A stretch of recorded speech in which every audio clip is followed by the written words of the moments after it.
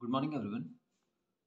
आज कर रहे हैं बच्चों हम लोग क्लास 11th का 5th chapter that is complex numbers and quadratic equations.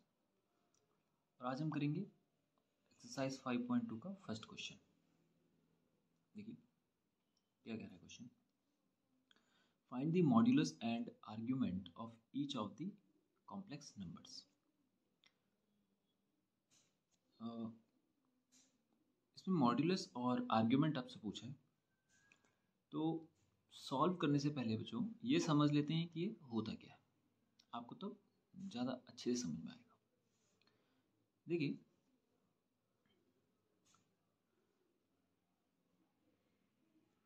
आपने बच्चों ग्राफ बनाए होंगे, 9th क्लास में भी बनाए होंगे, उससे पहले भी बनाए होंगे। 9th क्लास में तो उसका एक चैप्टर होता था मैथ्स में, जिसमें हमें ग्राफ ड्रॉ करना पड़ता था। 10th में भी होता है। तो 10th क्लास तक आपने जो भी ग्राफ बनाए थे वो रियल नंबर्स के बनाए होंगे, जिसमें आप इस तरह से एक ग्राफ पेपर होता था जिसमें लाइंस होती थी बहुत सारी, और उसमें आप इस तरह से एक सेक्शन बनाते थे जिसको आप कहते थे एक्स एक्सिस, इसको कहते थे वाई एक्सिस। ठीक है, ये एक्स में प्लस होते थे और ये एक्स में माइनस होते थे, याद होगा आपको। और ये वाई में प्लस होते थे और ये वाई में माइनस होते थे। और हम क्या करते थे, यहाँ पर पॉइंट प्लॉट करते थे इन दोनों की मदद से। जैसे कोई नंबर आपको दे दिया था 2 3, तो मतलब ये एक्स होता था, ये वाई होता था। तो एक्स में 2 1 2, इस लाइन को आगे बढ़ा देते थे, और वाई में 3 1 2 3। इस तरह से जहाँ पर ये मिलती थी वहाँ पे हम बोलते थे कि ये 2 3 वाला कोऑर्डिनेट है। ये पॉइंट जो ये 2 3 से बना हुआ है, याद होगा आपको। 11th में हम लोगों ने एक नए टाइप का नंबर पढ़ा, जिसको हम कहते थे इमेजिनरी नंबर, जिसको हम आयोटा से रिप्रेजेंट करते थे, याद होगा आपको। जो अंडर रूट के अंदर -1 या -2 कुछ भी आ जाता था, तो उसके लिए हम आयोटा रिप्रेजेंट करते थे। तो इसी के कॉम्बिनेशन से हमने एक कॉम्प्लेक्स नंबर बना दिया, जिसमें ये जो नंबर होता है इसको तो इमेजिनरी नंबर कहते थे। तो जिसमें एक रियल नंबर होता है और एक इमेजिनरी नंबर होता है, तो इसका जो कॉम्बिनेशन हो गया ये हमारा कॉम्प्लेक्स नंबर हुआ। तो ये जो ग्राफ हमने बनाया था अभी तक 10th क्लास तक, ये जो रियल नंबर के लिए हम बना रहे थे, अब यहाँ पर हमें इसे कॉम्प्लेक्स नंबर के लिए बनाना होगा। कोई ज़्यादा फर्क नहीं है, बस ये जो एक्स एक्सिस है वहाँ पर केवल एक्स एक्सिस होती थी, इसको यहाँ पे हम लोग एक और ऐड ऑन कर देते हैं इसमें टर्म, और उसको कहते हैं रियल एक्सिस। ये जो हमने बोला था ना, ये वाला, ये फर्स्ट पोजीशन वाला ये एक्स होता था, तो यहाँ पर जो फर्स्ट पोजीशन होती है वो रियल की होती है, रियल नंबर की होती है, तो इसको रियल एक्सिस कह लेते हैं। और जो ये वाली होती है इसको इमेजिनरी एक्सिस कह लेते हैं। बस इतना सा ही, एक चीज़ और ऐड हो गया इसमें, बाकी ग्राफ ये वैसा ही है। तो यहाँ पर इसको 1 आयोटा 2 आयोटा 3 आयोटा ऐसे करके दिखाते हैं। यहाँ पर -1 आयोटा -2 आयोटा ये ऐसे, और यहाँ पे 1 2 3 ऐसे प्लस में चलता है और इधर माइनस में चलता है, ऐसे ही चलता है। यहाँ पर माइनस में 1 आयोटा बोल लो, ओ सॉरी प्लस में 2 आयोटा 3 आयोटा ऐसे करके चलता है। तो जैसे मान लो मुझे ये 2 + 3 आयोटा प्लॉट करना है, तो 2 ये रहा एक्स में और 3 आयोटा प्लस का ये रहा, तो देखो 2 + 3 आयोटा आगे, ये देखिए। तो ये हमने इस तरह से पॉइंट प्लॉट करना है। ठीक है, तो वो जो प्रीवियस क्लासेस में हमने जो ग्राफ प्लॉट किए थे उसे कहते थे हम कार्टेशियन प्लेन। और यहाँ पर एक कॉम्प्लेक्स नंबर के इस ग्राफ को हम बोलते हैं, इसको कहते हैं एर्गेंट प्लेन। बस इतना सा फर्क है। तो यहाँ पर ये जो डिस्टेंस है, मान लीजिए सेंटर से जो डिस्टेंस है, ये वाली, इसका कोई वैल्यू होगा, इसको निकालने का भी कोई फॉर्मूला होगा। तो ये जो डिस्टेंस है, इसी डिस्टेंस को कहते हैं बच्चों हम लोग क्या, मॉड्यूलस। ओके, ओरिजिन से उस पॉइंट तक का जो डिस्टेंस होता है जिसे हम आर से शो करते हैं, ठीक है, ये आर से शो करते हैं, और इसके लिए हम बोल रहे हैं कॉम्प्लेक्स नंबर का मॉड्यूलस। इसी डिस्टेंस को हम क्या कहते हैं, ये जो क्वेश्चन में बोल रहा है कि मॉड्यूलस फाइंड करो, असल में वो ये डिस्टेंस फाइंड करने के लिए कह रहा है। ओके, और ये आप देख रहे होंगे ये जो लाइन है ये किसी एंगल के साथ उठी हुई है यहाँ से, है ना, किसी एंगल पर चल रही है, किसी एंगल, खास एंगल बनाते हुए इस एक्सिस से ऊपर जा रही है। इस थीटा एंगल को ही हम क्या कहते हैं, आर्ग्यूमेंट। ओके, तो इसके फॉर्मूले क्या होते हैं ये सब हम इंट्रो वीडियो में करेंगे डिटेल में, बस मैं यहाँ पे आपको हल्का सा एक ओवरव्यू दे रहा हूँ कि ये डेरिवेट कैसे करना है वो अलग बात है, लेकिन यहाँ पर निकालना क्या है वो हमने क्लियर कर लिया। देखिए, एक तो थीटा निकालना है, यानी ये लाइन कितने डिग्री पर यहाँ से एंगल बना रही है, एक तो ये वाला, और एक ये जो सेंटर से इसकी दूरी है, टेंजेंट वेक्टर भी कहते हैं जिसे, सॉरी रेडियस वेक्टर भी कहते हैं, ये वाला, ठीक है। तो इसकी इस डिस्टेंस को ही हमने क्या कहना है, मॉड्यूलस कहना है, ठीक है। तो ये क्लियर हो गया होगा आपको। अब आगे चलते हैं, देखिए इसको करते कैसे हैं, आप देखेंगे बच्चों ध्यान से, तो आप देखें ये जो हमने डिस्टेंस लिया, ये तीनों ये एक तरह का राइट एंगल बना रहे हैं, देख रहे हैं, ये इसमें परपेंडिकुलर हो गया, ये बेस हो गया, और ये हाइपोटेन्यूज हो गया। तो हाइपोटेन्यूज का फॉर्मूला क्या होता है भाई, बेस का स्क्वायर प्लस परपेंडिकुलर का स्क्वायर, है ना। और ये जो बेस है ये एक्स एक्सिस का है, बेस तो एक्स में है, और एक्स का वैल्यू हमने क्या बोला था, यहाँ से रियल पार्ट को एक्स कहते हैं यानी 2, और इमेजिनरी पार्ट को क्या कहते हैं, ये जो बाद वाला पोर्शन है जिसको हम वाई से रिप्रेजेंट करते हैं। तो मतलब ये जो 3i है यहाँ से यहाँ तक का ही तो डिस्टेंस है, तो यानी यहाँ से ये भी तो उतना ही होगा, तो यानी ये हो गया 3i, ये वाला यहाँ से यहाँ तक, और यहाँ से यहाँ तक है ये 2, तो ये डिस्टेंस हो गया हमारे पास 2। तो इसका मतलब ये जो हमें कॉम्प्लेक्स नंबर दे रखा था, इस पार्ट का स्क्वायर और इस पार्ट का स्क्वायर हम ऐड कर दें तो हमारा ये डिस्टेंस आ जाएगा, ठीक है। तो यहाँ पर हमें जो कॉम्प्लेक्स नंबर गिवन था वो क्या था, z is equals to -1 minus i√3, बस है तो वही चीज़, ठीक है। तो अब हम क्वेश्चन शुरू करते हैं। तो ये हमारे पास हो गया क्या, एक्स एक्सिस का कोऑर्डिनेट, और ये हो गया हमारे पास वाई एक्सिस का, ये रियल पार्ट हो गया और ये इमेजिनरी पार्ट हो गया, और ये साइन भी इसी का है। ओके, अब देखते हैं, तो मॉड्यूलस ऑफ जेड कितना हो जाएगा, जिसको हम आर भी शो करते हैं, वेक्टर आर और रेडियस वेक्टर आर, तो इसके लिए फॉर्मूला हो जाएगा हमारे पास अंडर रूट रियल पार्ट का स्क्वायर प्लस इमेजिनरी पार्ट का स्क्वायर। तो ये हो जाएगा हमारे पास -1 का स्क्वायर हो जाएगा +1, और -6 का स्क्वायर हो जाएगा प्लस √3 से रूट हट जाएगा और ये हो जाएगा 3, तो ये आ जाएगा 3 + 1 4, और 4 का अंडर रूट निकालेंगे ये आ जाएगा 2। तो ये हो गया हमारे पास r का वैल्यू 2, जिसको हम क्या कहते हैं, यही है हमारा मॉड्यूलस, ठीक है, ठीक है जी। अब नेक्स्ट वाला जो पोर्शन है वो है आर्ग्यूमेंट। ये कैसे निकालते हैं, देखिए, चलिए पहले मैं शुरू करता हूँ फिर आपको समझाऊंगा कि ये ऐसा क्यों कर रहे हैं, ठीक है। देखिए, आर्ग्यूमेंट का फॉर्मूला होता है बच्चों, आर्ग्यूमेंट असल में हम शो करते हैं किसे, थीटा से। ये जो भी हमने अभी बनाया था ना, ये एंगल थीटा कहलाता है, और थीटा एंगल कहलाता है ये प्लस एक्सिस है ना, ये वाली जो रियल एक्सिस से बनने वाला एंगल ये कहलाता है थीटा, और ये इधर से चल रहा है, ये तो आप जानते हैं, एंटी क्लॉकवाइज डायरेक्शन में चल रहा है, तो इसलिए पॉजिटिव लिया जाएगा, ये तो आपको पता होगा। इस थीटा को निकालने की कहानी है सारी। तो कैसे निकालना है देखते हैं। सबसे पहले इस थीटा के लिए हमें निकालना पड़ेगा अल्फा।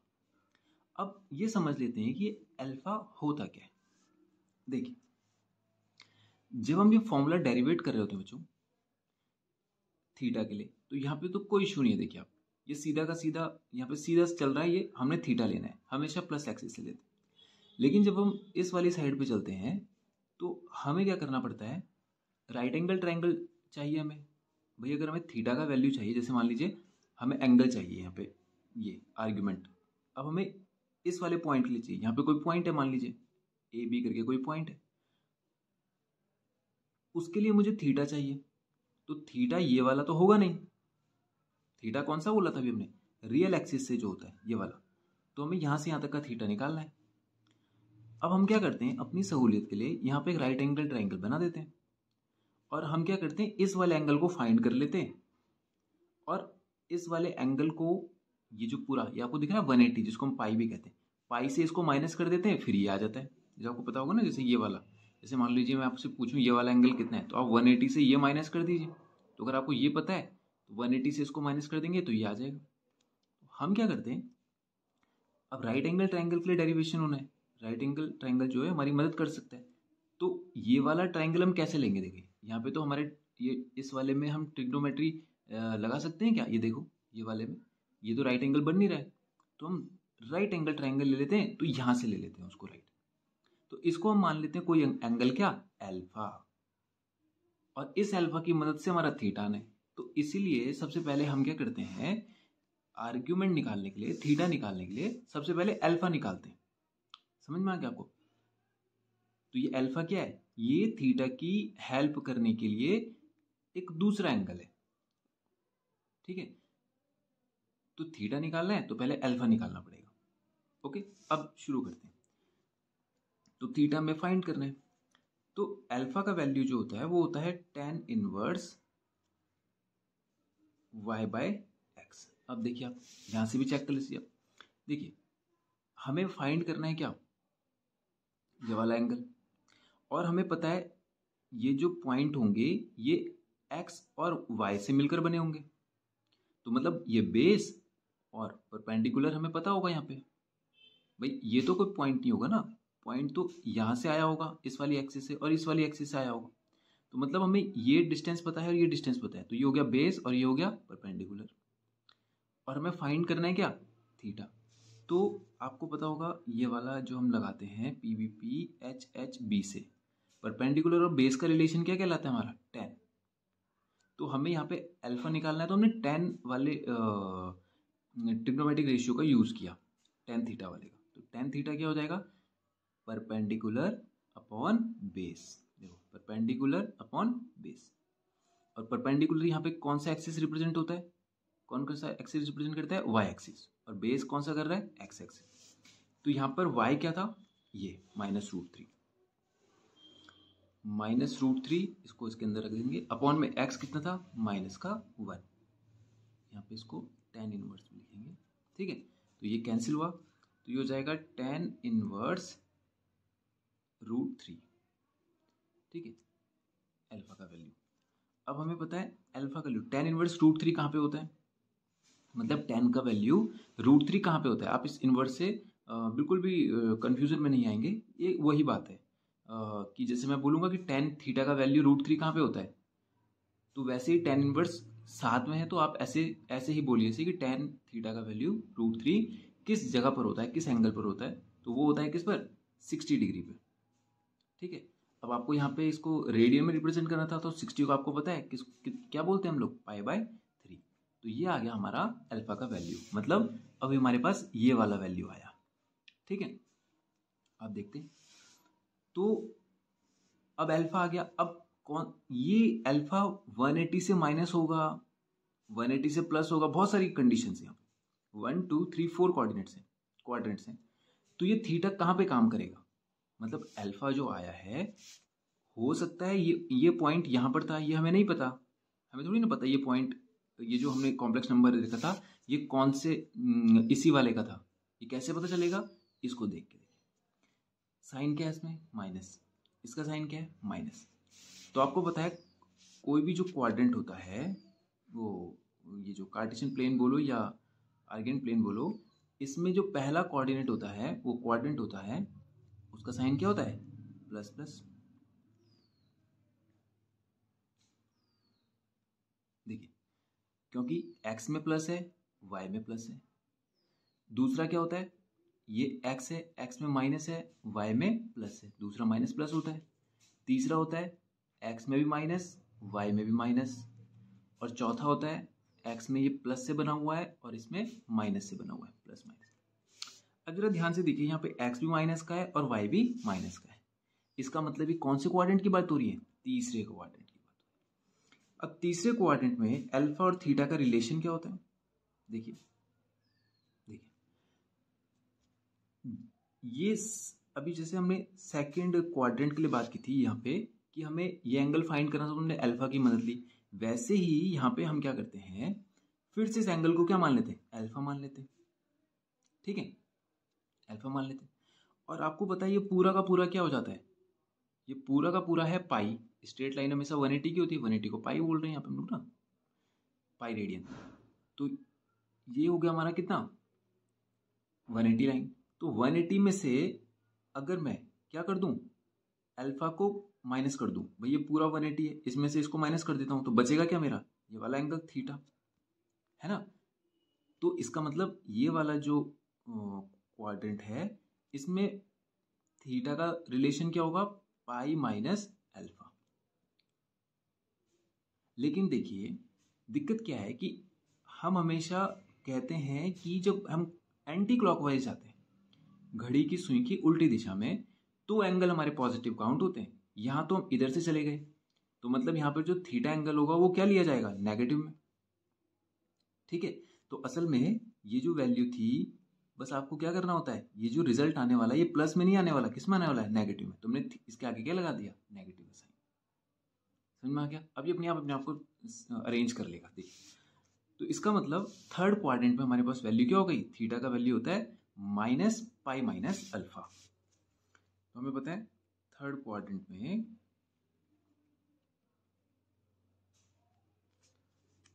थीटा का वैल्यू कितना होता है? Minus pi minus alpha. या इसको आप सॉल्व करेंगे तो ये हो जाएगा माइनस पाई प्लस अल्फा। इसका मतलब ये हो जाएगा पाई वो अल्फा माइनस पाई, ऐसे भी बोल सकते हैं आप। तो अल्फा हमने निकाल दिया था पाई अपॉन 3 माइनस पाई। ठीक है, तो ये कितना आ जाएगा? 3 पाई, पाई माइनस 3 पाई होल अपॉन 3, तो ये हो जाएगा माइनस का 2 पाई बाई 3। ये आ गया हमारा थीटा का वैल्यू, मतलब ये आ गया हमारा आर्ग्यूमेंट। ठीक है, तो इस थीटा को कहते हैं हम आर्ग्यूमेंट, और इस रेडियस को कहते हैं हम लोग मॉड्यूलस। तो ये था हमारा क्वेश्चन 1 जो कंप्लीट हो गया। आई होप आपको समझ में आया होगा। अब करेंगे बच्चों नेक्स्ट वीडियो में क्वेश्चन नंबर 2। Thank you.